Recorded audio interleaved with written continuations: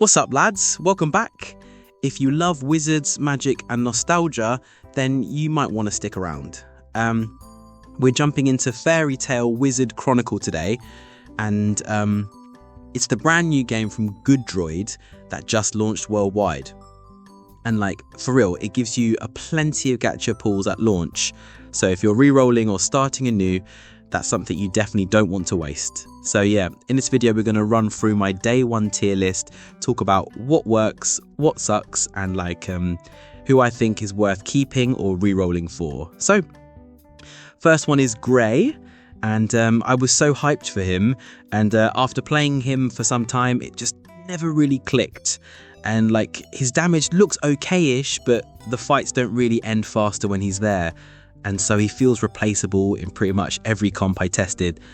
And for that, I'm going to say it's tragic, and that puts him into C tier.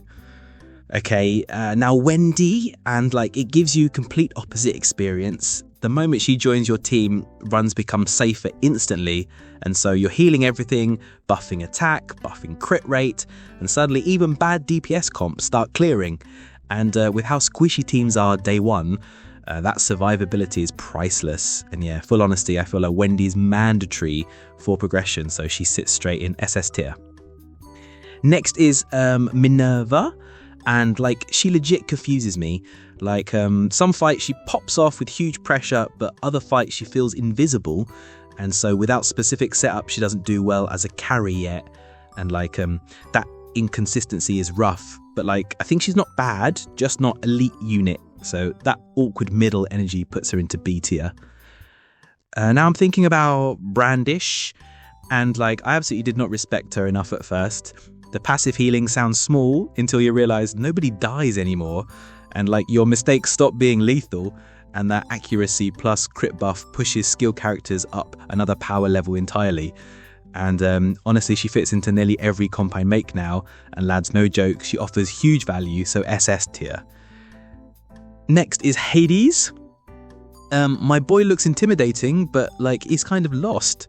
He doesn't do well against bosses or support teammates enough to justify the slot, and he floats between roles without excelling at either, which feels pretty rough when roster slots are tight. So that leaves him in C tier. Next, Erza Heavenly Wheel, and yeah, bosses just don't exist when she's booked correctly. And so when she crits a special move, huge HP chunks disappear and the fight ends way faster than you may have actually planned. And single target damage in this game kind of defines boss difficulty, and as a straight up breaks that. So zero hesitation here, she's deep SS tier pick for me. Okay, next one is Rogue, and you'll actually enjoy playing him. His animations feel quick and quite snappy, and so it feels smooth. But he never feels like the reason you win anything, just a solid extra damage body. And so for me, he's decent filler DPS, but not a star. So it's a pretty clean B tier pick. Now, Meldy, and super underrated. Constant healing ticks across the team feel amazing in longer fights. And so while she doesn't look good at first glance, but teams suddenly stop collapsing when she's around. And her attack buffs quietly push DPS over damage thresholds too. So all of this makes her a cornerstone support and landing her in S tier zone. Now Jura, he's beefy to be honest, and I don't hate him, but skill ramp takes forever. And so by the time he's fully going, the fight is basically over already. Meaning he never shows his peak strength yet. That slow start up makes him uncomfortable, and so right now I keep him in B tier. Let's go Dragon Force Natsu, and this thing is actually absurd. Every map is just flamed everywhere, and so your mobs burn, bosses burn, shield phases burn, and everything burns. Damage keeps ticking even after skills are done, so he dominates sustained fights too. And yeah, I'm not overthinking this, it's easily hard SS tier choice for me.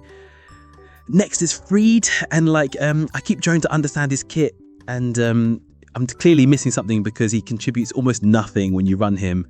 Cooldown's awkward, utility small, damage low, and whenever the team struggles, he's the slot I cut first, which is a pretty telling sign, so Freed sits down in the C tier.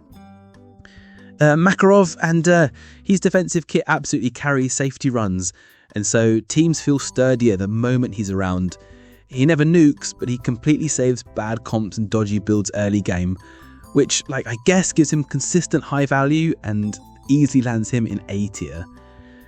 Lucy, she helps early with buffs and heals, but the moment content spikes, she can't keep up compared to Wendy, Brandish or Meldy, and she's fine for progression but not future proof. That puts Lucy into B tier. Mirajane, and she is holy sustain queen, and so you remove her and suddenly people start dropping, debuffs pile up, mistakes hurt more. With her in the comp, I feel like everything stabilizes. These invisible MVPs always end up broken in hard content, and yes, that pretty much screams SS tier. Next is Laxus, and frankly a painful unit for me emotionally. The ramp is just too slow, and so everything dies before he shines. With later synergy he'll climb, but for now he's stuck in B tier zone. And Kana, and I swear she's built entirely on RNG. Sometimes her cards pop off insanely and you feel like a god. Then other runs she's tickling and does nothing. And this makes her super unreliable, and so B tier if it's her the best. Irene, I personally love this unit. Buffs heroes, shreds enemy crit defense, burns target, long fight monster. And so if you like scaling boss comms, Irene feels insane. She's just not instantly the way Erza or Natsu are, so she ends up slightly below them but still monstrous, so on landing her in S tier. Switching to Elfman, and feels like a tank without payoff, and it absorbs hits but doesn't actually reduce your clear struggles much. Also, a team slot feels more valuable elsewhere, so he's staying in C tier for now. Next is Sting, feels like a safe DPS pick. He hits decently, clear story, bosses don't fear him, no major downsides but also nothing cracked, which simply equals B tier. Base Natsu, and not bad by any means, he just gets overshadowed by his own Dragon Force form existing. Solid damage, consistent clears, not too exceptional, so B tier. Kagura, underrated browser. When she's geared, she actually contributes a lot more than people think, but again needs setup to pop off, so she lands in A tier for now. Gildarts, and offers raw DPS that never breaks the game. He always performs but never seems to dominate, so good spot in A tier. And August is last.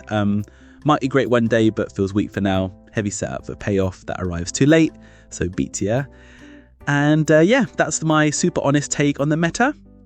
Press the like button if you found this helpful, and drop a comment and tell me who you pulled, who's good for you and who's trash.